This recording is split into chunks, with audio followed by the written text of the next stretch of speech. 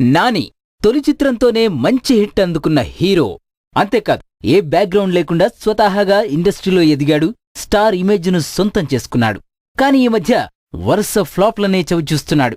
ఈగతో దేశవ్యాప్తంగా తన మార్కెట్ను విస్తరించుకున్నా ఆ ఇమేజ్ను నిలుపుకోవడంలో ఫెయిల్ అవుతున్నాడు. అష్టాచెమ్మ మూవీతో హీరోగా ఎంట్రీ ఇచ్చిన యంగ్ హీరో నాని.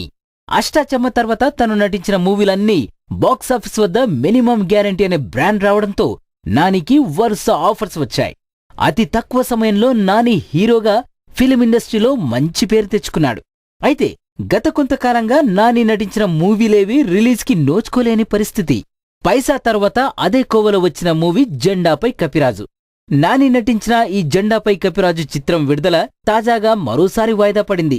ఇటీవల ప్రకటించినట్టుగా ఈ చిత్రం నవంబర్ నెలాఖరులో విడుదల కావడం లేదని సమాచారం. బయటకు వచ్చిన తర్వాత కూడా మరోసారి దీని రిలీజ్కి సంబంధించిన డిస్కషన్స్ జరిగాయి. అయితే అవి కూడా విఫలం కావడంతో ఇప్పుడు ఈ మూవీ డిసెంబర్ నెలాఖరున విడుదల చేయడానికి సన్నాహాలు జరుగుతున్నాయట. అయితే డిసెంబర్లోనూ విడుదల కష్టమైన విధంగా టాలీవుడ్లో టాక్స్ వినిపిస్తున్నాయి.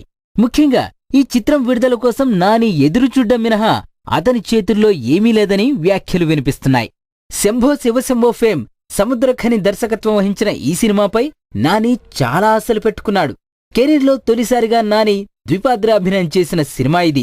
నిర్మాత ఈ మూవీకి సంబంధించిన ఇబ్బందులను తట్టుకుని రిలీజ్ చేయాలంటే మరో 2 నెలల సమయం పట్టవచ్చంటూ ఫిల్మ్ నగర్ వర్గాలు అంటున్నాయి.